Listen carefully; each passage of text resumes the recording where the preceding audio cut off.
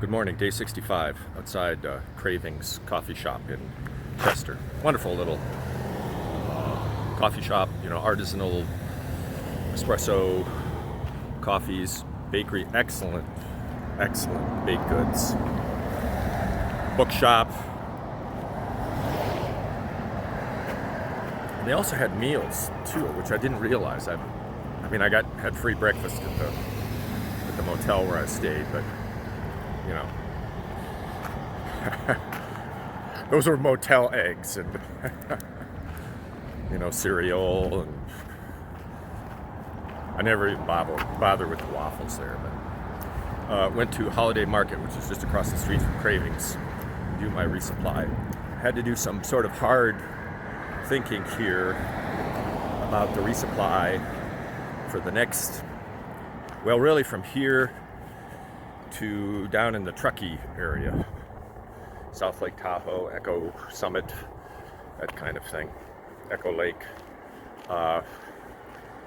and I think it's going to work. I think it's all going to work for me to get there, down there, and then go back up to Northern Oregon for the American Long Distance Hikers Association West gathering. They have the Triple Crown event, but that's not the whole thing there.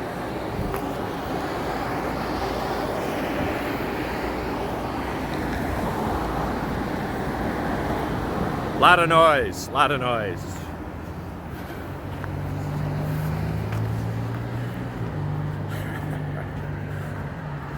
So much commotion in town, Okay. Gotta pack up, check out, and stick my thumb out, I guess. I think that's going to be the best thing. Should be pretty easy because traffic will slow down in town here. Yeah. That's the theory anyway. It's 11:30 and I'm at the trailhead. 30 minutes ago, I was still in my room in Chester, and I asked for a placard, piece of cardboard and a marker, and they gave me one. But on PCT 6 miles, and I started walking the block or two down to the Subway sandwich place, thinking, hey, I'm headed out of town, I might as well get a fresh Subway sandwich and eat that for the rest of the day.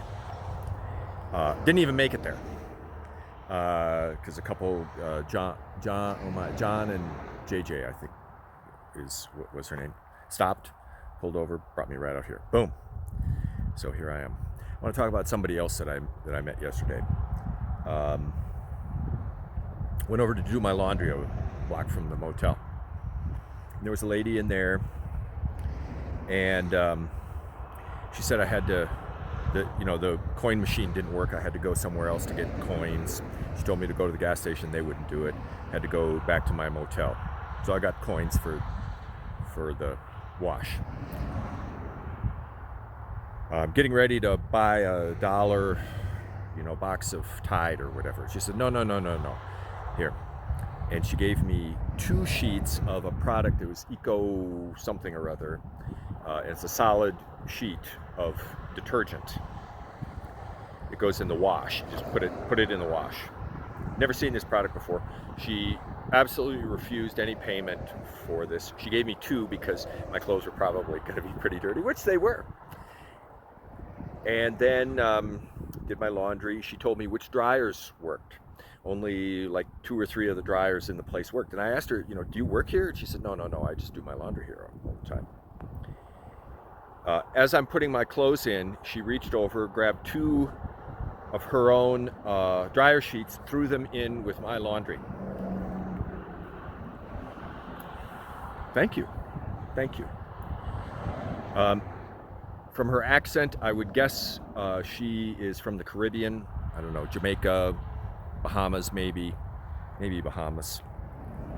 And both she and her husband were there, had long bundles of tight curls. And she was so gracious. She was so gracious. So this morning, I'm going to get my breakfast in the motel, and she's the breakfast lady in the motel. And she was hustling around.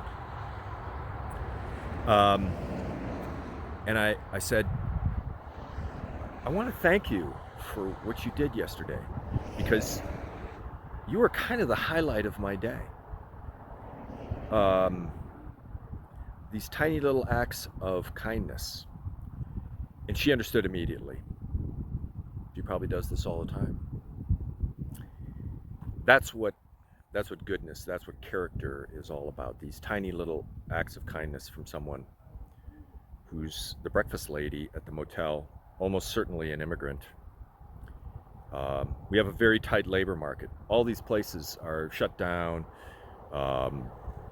because the native-born Americans won't take these jobs, kind of no matter what they pay, because they're considered low status. So the immigrants are willing to do them. And here's a lady who, obviously she can't afford her own washing machine wherever she's living. She always does her laundry there. And yet she can be generous. So she certainly brightened my day and was an example to me. Maybe to you too now. I don't even know her name, but thank you. There used to be a bridge here. You can see like a little bit of the abutment hardware. Burned down in the fire. There's really no way to get across this without just getting your feet wet. Some people try to go through like barefoot, but like there's nails in here and stuff like that. So I think it's just going to be wet feet. Oh, and this is muck.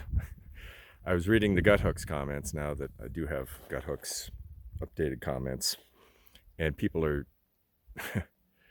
sinking mid-thigh into that. Okay, moving on. Okay, I made it through the muck, you know. All my shoes and socks are nicely, you know, freshly washed, but yeah, they're just, you know, full of muck now. But that's not why I'm making this video. As and the water got up to about just below the knee, I think, on me. But as I'm hiking along, I'm like, wow, my trekking poles are a little too short. So I went down and I adjust the length to the normal, where I know that they're just about right for me. I was like, oh, this still isn't right. What's going on here?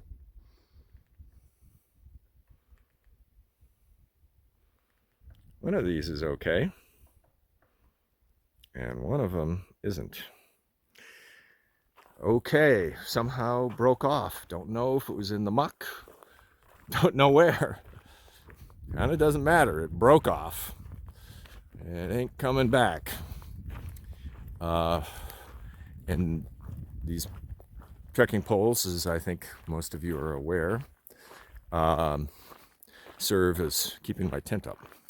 So till I can get at least one of these replaced, yeah, I still can probably make this work. I think it's probably still long enough even with the stump. But, okay, one of those things.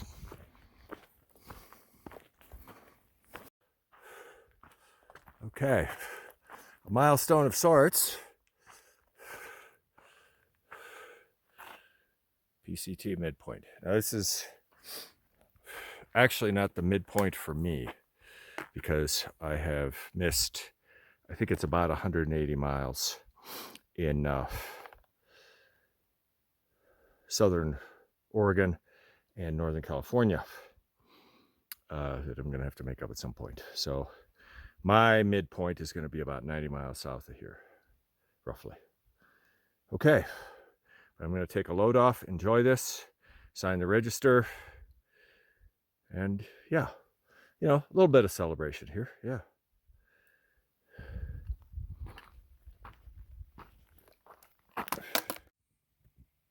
So I'm taking a break here at the midpoint, and as I purchased my resupply at a very well stocked supermarket, very well stocked stocked supermarket in town. I was like, I just don't want to do ramen and pesticides, and just don't want to do that. So I got some soup for dinner, some not canned soup, but dried soup that I've had before. That's actually quite rich. It's like Bear Creek or something like that. And I got got a lot of protein this time. Some bratwurst that I'm gonna slice up and put in that, and that's gonna be really good. But I also got a lot of town food that I'm taking up, and so I got some bugles, just these little things, and I got a big tray of Parmesan and artichoke dip, and I've pretty much eaten the whole thing. It's just like I can't stop. And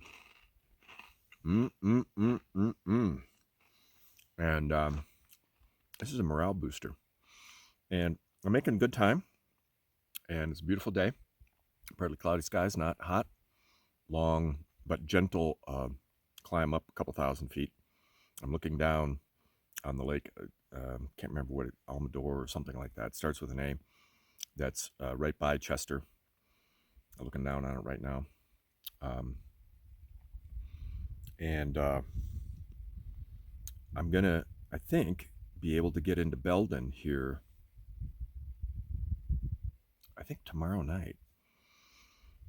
Might be a big day, but might be able to get in there like for dinner. So this may be a very well-fed section between here and, I think my next resupply point is going to be Bucks Lake Crest or something like that. It sounds like a lot of the Trail Angels network are shuttling people into Quincy from there, and that might be my best option. I didn't do that before when I went through this area. So yeah, town food on the trail, man. And I got pastries. What all do I have in there? I got an avocado. I got lots of good stuff. Yeah, I'm not going to be suffering, I don't think.